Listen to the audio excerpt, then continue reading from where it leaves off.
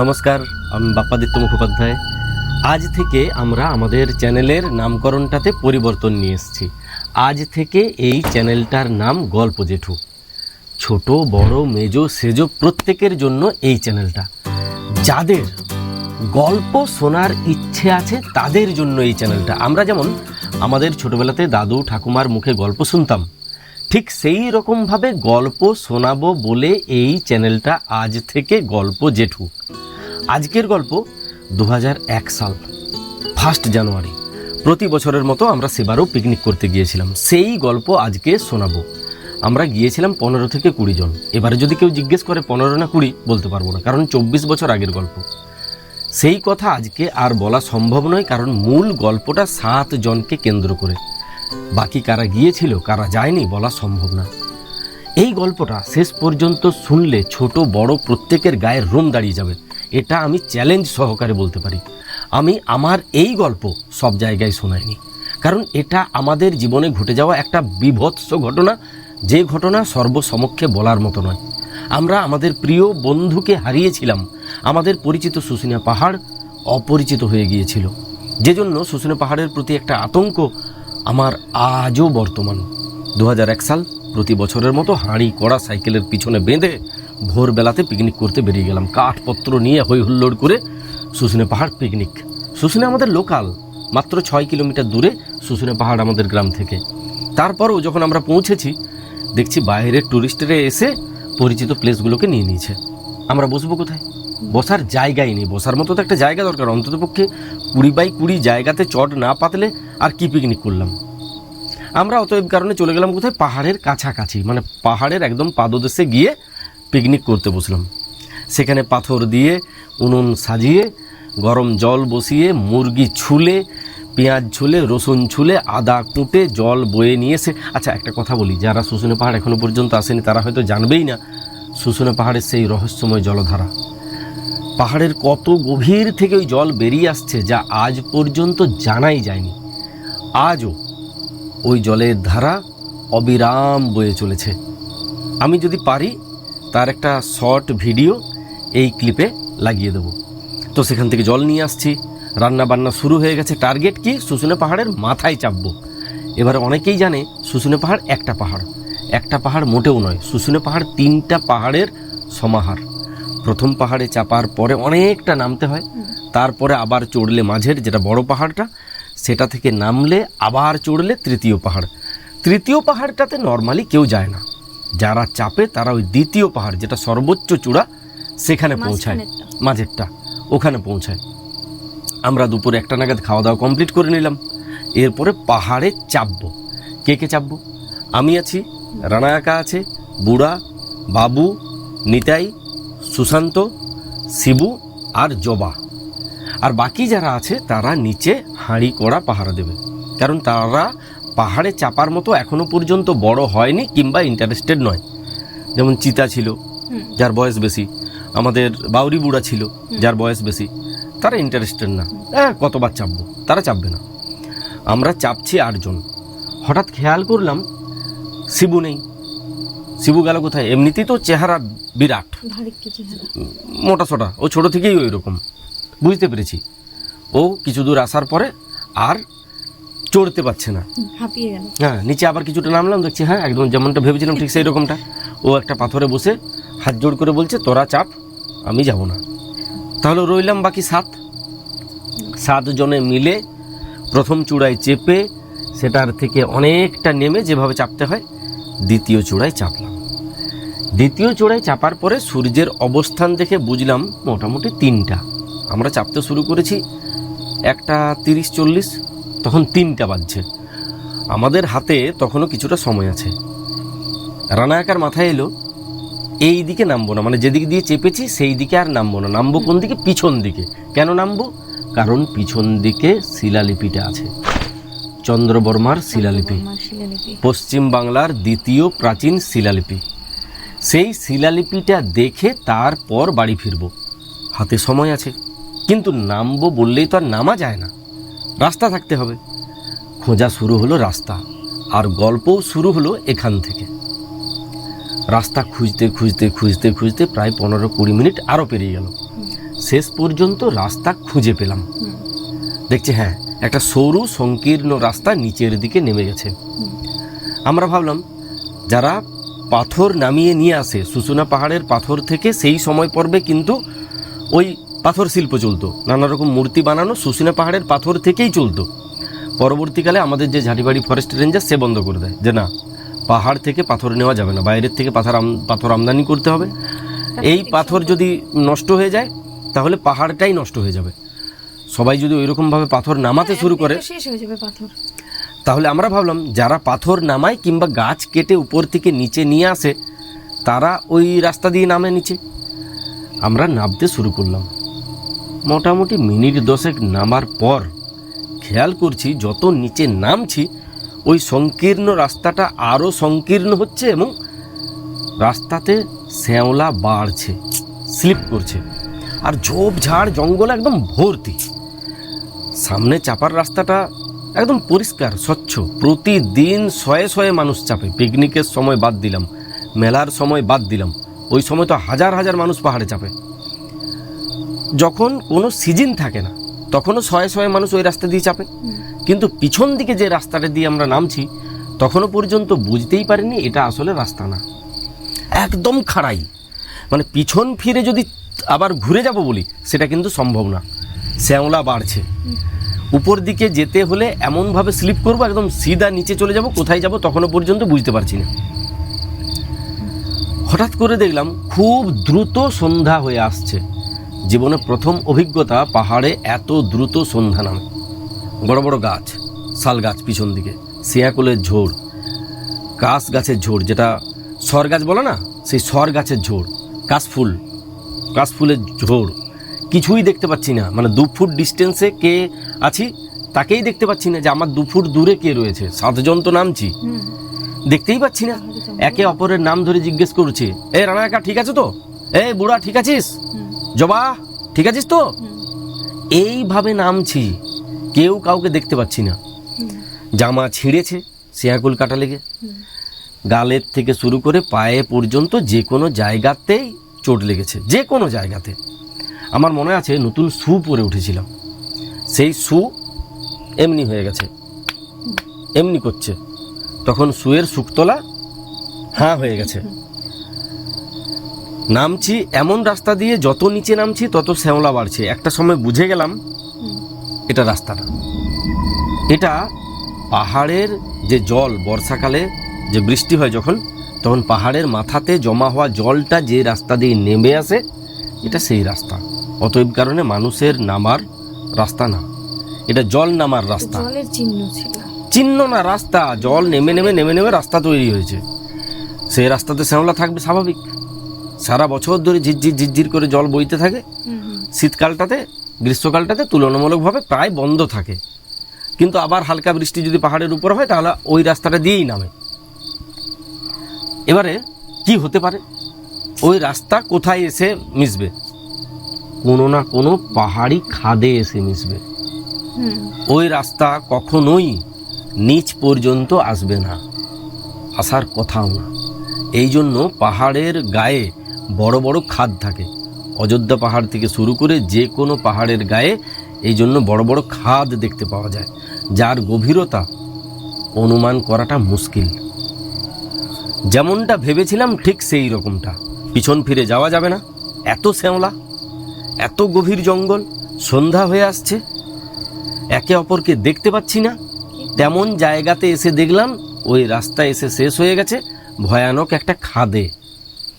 সেটার যখন নিচ দিকে তাকিয়ে দেখছি, কীরকমভাবে নিচ দিকে তাকিয়ে দেখছি, গাছের সাথে যে লতাগুলো পেঁচিয়ে আছে সেই লতা ধরে এইরকমভাবে তাকিয়ে দেখছি। সেটা অন্ধকার, ভালো করে দেখাই যায় না গভীরতা কতটা।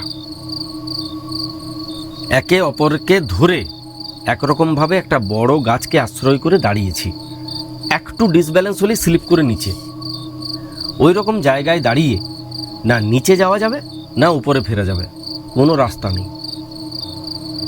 শুশুনা পাহাড়ে তখন শুরু হয়েছে তাণ্ডব। কিসের তাণ্ডব? নেকড়ে, হুড়াল, শেয়াল, হনুমান। হনুমানগুলো গাছে গাছে অট্টহাসি হাসছে, আমাদেরকে দেখে দাঁত খিঁচছে, ডাকছে হায়না, ডাকছে নেকড়ে, আউ আউ করে চারদিক থেকে ডাক আসছে। খাবার এসেছে, প্রচুর খাবার আজ। এই রকম ডাক, ভয়ে ভেতরটা কাঁপছে আমাদের। করবোটা কি, যাব কিভাবে? সামনে খাদ, পিছনে খাড়াই শ্যাওলাযুক্ত পাহাড়। যদি চড়তে যাই মরা একদম নিশ্চিত।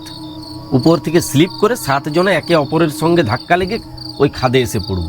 এই খাদটা পেরোবো কি করে? এই খাদ পেরোনোর কোন রাস্তা নেই।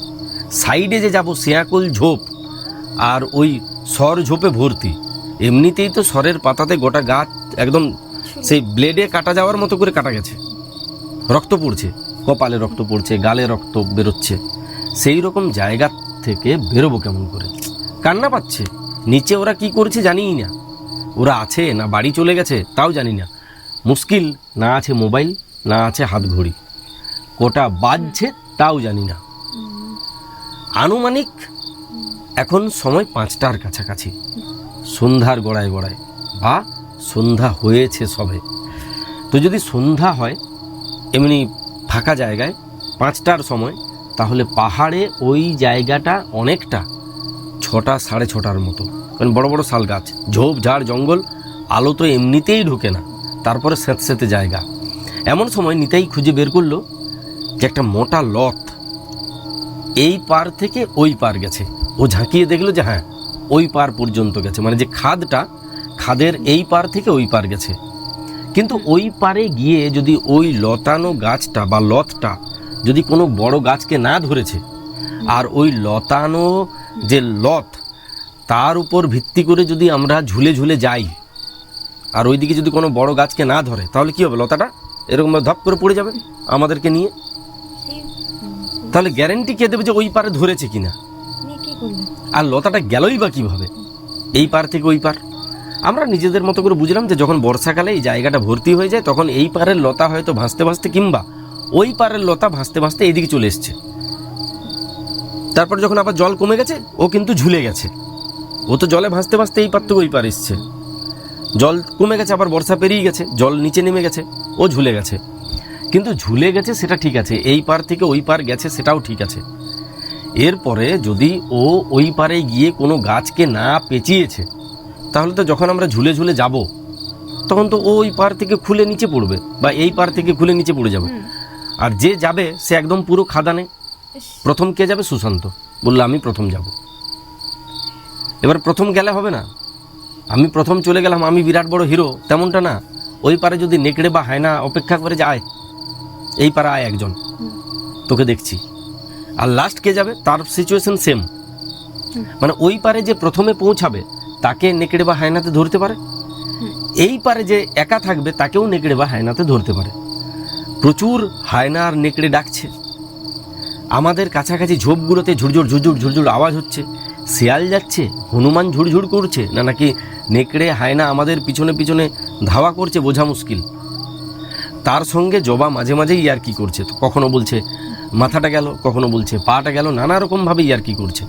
মানে সে কিছুতেই সিরিয়াস নয়। সেই রকম অবস্থায় প্রথম সুশান্ত আর নিতাই দুজনে ওই লতাতে ঝুলতে ঝুলতে এই পার থেকে ওই পার গেল। ওদেরকে ঝুলতে দেখে মনে হলো যে না, এই লতাটা ছিঁড়বে না, আর যাই হোক এটা ছিঁড়বে না। একসঙ্গে যদি 7 জনও ঝুলে পড়ি তাও এই লতা ছিঁড়বে না, এটা কনফার্ম। ও ওই পারে গিয়ে বড় শক্ত গাছকে শুধু ধরেছে এমনটাই নয়, এ বহু বছর আগেই এই পার থেকে ওই পারে গেছে। এবারে যখন যাচ্ছি আমি নিচের দিকে তাকিয়ে দেখছি যে এখানে যদি পড়ে যাই তাহলে পৃথিবীর কারো ক্ষমতা নেই যে আমাকে খুঁজে বের করবে। এত ডিপ, এতটা গভীর দেখা যাচ্ছে, পুরো অন্ধকার, কিচ্ছু দেখা যায় না। কি আছে নিচে বোঝাই যায় না। উপরে এইরকম সেই তারে ধরে ঝুলে যাওয়ার মতো করে করে ঝুলে যাচ্ছি, পাগুলোকে পেঁচিয়ে রেখেছি, মানে দুটো পা তোলা, হাতে এমনি করে ধরে পেঁচিয়ে পেঁচিয়ে যাচ্ছি, সেই যেরকম ভাবে বন মানুষ যায় সেই রকম ভাবে যাচ্ছি। পেরিয়ে গেলাম। 7 জনের খবর নিলাম, সবাই আছি, সবাই পেরিয়ে গেছি। তখন অন্ধকার হয়ে গেছে। ওই পারে কিন্তু আর কোনো রাস্তা নাই। রাস্তা, জলের রাস্তা জলাশয়ে এসে শেষ। এরপর আর কোনো রাস্তা নেই, ঝোপ ঝাড় জঙ্গলে ভর্তি। নে কিভাবে যাবি যা। পাহাড়ের কোন জায়গায় আছি, মাঝে, একদম নিচের কাছাকাছি, নাকি উপরেই আটকে গেছি? মাথার থেকে সব বেরিয়ে গেছে। ঝোপ ঝাড় জঙ্গল ওই রকম ভাবে, শিয়াকুল ঝোড় ওই রকম ভাবে ছিঁড়া ছিঁড়ি করে কোনো রকমে সে শিয়ালের মতো রাস্তা তৈরি করে পাহাড় থেকে নিচে নামছি। যত নিচে নামছি তত ডাক শুনতে পাচ্ছি হায়নার, শিয়ালের, হুঁড়ালের এবং নেকড়ের। তখন শুশুনে পাহাড় হুঁড়াল আর নেকড়ের জন্য একদম প্রসিদ্ধ পীঠস্থান। মাঝে মাঝে গরু ছাগল ভেড়া চুরি হতো কখন, যখন শুশুনেতে মেলা হতো, তখন আগুন লাগিয়ে দিত পাহাড় আগুন লাগিয়ে দিলে হায়না নেকড়ে টেকড়ে সব চলে আসতো নিচে না আমাদের সব গ্রামগুলোতে। গরু ছাগল তুলে নিয়ে যেত। ভেড়া প্রায় দিন ভেড়া গায়েব হচ্ছে। সেই পাহাড়ে আমরা 7 জন, যাদের বয়স 14 থেকে 20-র ভেতর। আমরা পাহাড়ে অন্ধকারে একদম হায়না নেকড়ে ওদের পীঠস্থানে আমরা সন্ধেবেলাতে, খাবি না মানে আয় খাবি আয়, সেই রকম পরিস্থিতি। হাত ধরে যে যাব একে অপরের সেই সুযোগটাও নেই। এত ঝোপঝাড় জঙ্গল, এমনভাবে ঝোপ সরাতে হচ্ছে। রানা একা সবার সামনে, তার পিছনে বুড়া, তার পিছনে সুশান্ত, তার পিছনে আমি, তার পিছনে নিতাই, তার পিছনে জবা। হ্যাঁ, রানা একা বরাবর আগে, যদিও ওই দোলনায় দোলার সময় রানা একা আগে ছিল না, জবার আগে বাবু। ওই রকম ভাবে আমরা সামনের দিকে এগিয়ে যাচ্ছি মানে কি 10 ফুট যাওয়াটা একটা চ্যালেঞ্জের। কটা বেজেছে খেয়াল নাই, কি হচ্ছে খেয়াল নেই। মাঝে মাঝে জবা ইয়ারকি করে চিৎকার করে উঠছে, গেলাম গেলাম গেলাম গেলাম করে চিৎকার করছে, এই ধরলো রে, মানে এইরকম ইয়ারকি করছেই, কন্টিনিউ এরকম করে যাচ্ছে, মানে ও একটা মজা পাচ্ছে। এইরকম জায়গায় দাঁড়িয়ে নিচে নেমে আসাটা ঈশ্বর পাওয়ার মতো। আমরা যে নিচে কোনোদিন নেমে আসবো এটা কল্পনাই করিনি। পুনর্জন্মের চাইতেও বেশি কিছু, যে আমরা শুশুনে পাহাড়ের পিছন দিক দিয়ে ওই রকম সন্ধ্যা রাতে, শীতকাল, প্রচণ্ড ঠান্ডা, 1 জানুয়ারি, ওই ঠান্ডায় উপর থেকে নিচে নেমে এসে বিরাট সেলিব্রেশন। তখনও তো কিছুই জানি না আমাদের সঙ্গে হচ্ছেটা কি। বিরাট সেলিব্রেশন, একে অপরকে জড়িয়ে ধরেছে, বিরাট উচ্ছ্বাস। বেঁচে আছি, ক্রিকেট ম্যাচ জিতে গেছি, মানে সেই যেটা আমাদের জেতার কথা না, মানে ভারতের টিমের সাথে যদি আমাদের পাড়ার টিমের খেলা হয় বা অস্ট্রেলিয়ার সাথে পাড়ার টিমের খেলা হয়, আমরা জিতে গেছি, সেই রকম ব্যাপার। হঠাৎ খেয়াল করছি জবা কই, জবা, জবাদা, কোনো সাড়া শব্দ নেই। বরাবর ইয়ার কি করে করে আসছিল। আমরা ভালো ইয়ার কি করছে, অনেকক্ষণ ডাকাডাকি করলাম, প্রায় 15 মিনিট। জবার কোনো সাড়া শব্দ নাই। যত জোরে ডাকছি, জবা, জবা, জবাদা, ও জবাদা, পাহাড় থেকে প্রতিধ্বনি হচ্ছে, ইকো হচ্ছে পাহাড় থেকে, জবা জবা জবা, জবাদা জবাদা, পাহাড়ে প্রতিধ্বনি হচ্ছে, কোনো সাড়া শব্দ নাই। আরো সময় পেরিয়ে যাচ্ছে, অন্ধকার, কিছুই দেখতে পাচ্ছি না, কটা বাজছে কিছুই জানি না, ওরা কি করছে নিচে তাও জানি না, জবা কোথায় গেছে এটাও জানি না, খুঁজে পাচ্ছি না। কাছাকাছি একে অপরের হাত ধরে খোঁজাখুঁজি করছি আর ডেকে যাচ্ছি, জবা, জবা কোথায় আছিস জবা। কিন্তু এইটুকু জানি জবাও পেরিয়ে এসছিল, মানে ওই খালটা পেরিয়ে এসছিল, খালটার কাজ, হ্যাঁ পেরিয়ে এসছে। এবার কোথায় গেছে, সর জঙ্গলে না শিয়াকুল জঙ্গলে না কোন জঙ্গলে, এবারে আমরা যে ওই খাদটা পর্যন্ত যাব সেই রাস্তাতে খুঁজে পাচ্ছি না, অন্ধকারে তো সবগুলি গেছে। আমরা বুঝতেই পারছি না যে আমরা নামলাম কোন রাস্তা দিয়ে, আর এবারে যে যাবো ওই জায়গাটাকে ব্যাক করে, আর তো চিনতে পারছি না কিছুই, সব তো অন্ধকারে, সব একই রকম দেখাচ্ছে। আর জঙ্গলে যারা হারিয়েছে তারা জানে দিনের বেলাতেই জঙ্গল একরকম দেখায়, যেটাকে আমরা চাঁদের পাহাড়ে পড়েছিলাম, কি পড়েছিলাম, ডেড সার্কেল। দিনের বেলাতেই লোক পথ হারিয়ে যায়, যেটাকে আমাদের গ্রাম্য ভাষায় বুলানে লাগা বলে, যে ভূতে পেয়েছে।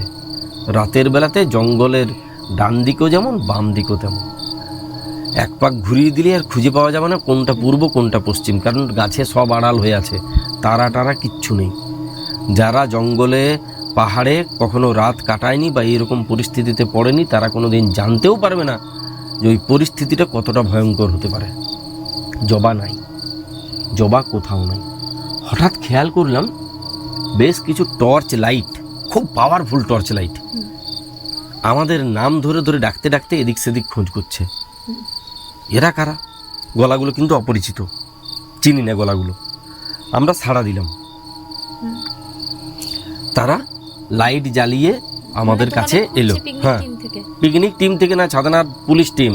যাই হোক, তারা তখন খবর পেয়ে গেছে যে ওরা পাহাড়ে চেপেছে, নামে নেই। একজন কলকাতার ব্যক্তির সঙ্গে কথা হয়েছিল, তাকে বলেছিলাম যে আমরা পিছন দিকে নামবো, তুমি নামবে কি পিছন দিকে? ও বললো যে না, আমি নামবো না। ওর কাছ থেকে জানতে পেরেছিল আমরা পিছন দিকে নেমেছি, তাছাড়া কারোর তো জানারও কথা না যে আমরা গেলাম কোথায় বা কিভাবে। পিছন দিকে নামারই রাস্তা নেই কোনো। যাক, পুলিশ এসে আমাদের কাছে পৌঁছে প্রথমে যে সবাই আমরা ভালো আছি কিনা। ভালো কিভাবে থাকবো, জবাকে খুঁজে পাচ্ছি না। কতক্ষণ খুঁজে পাচ্ছি না? প্রায় 45 মিনিট, 1 ঘন্টা হতে যাচ্ছে। সময় কিভাবে পেরিয়ে যাচ্ছে আমরা তো বুঝতে পারছি না। 15 মিনিট হচ্ছে না 45 মিনিট, সেটাও তো বুঝতে পারছি না। আরে একটা মিনিট তো 1 ঘন্টার মতো যাচ্ছে। তখন সময় যেন কাটছেই না, যতক্ষণ না জবাকে খুঁজে পাচ্ছি। বললাম এই ব্যাপার।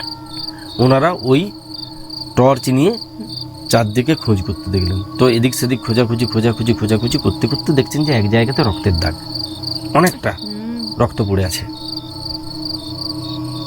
দেখলেন, এবার রক্তের দাগটা জঙ্গলের দিকে হারিয়ে গেছে। আর আমরা কি জন্য নিচ দিকে নামছিলাম? শিলালিপির জন্য।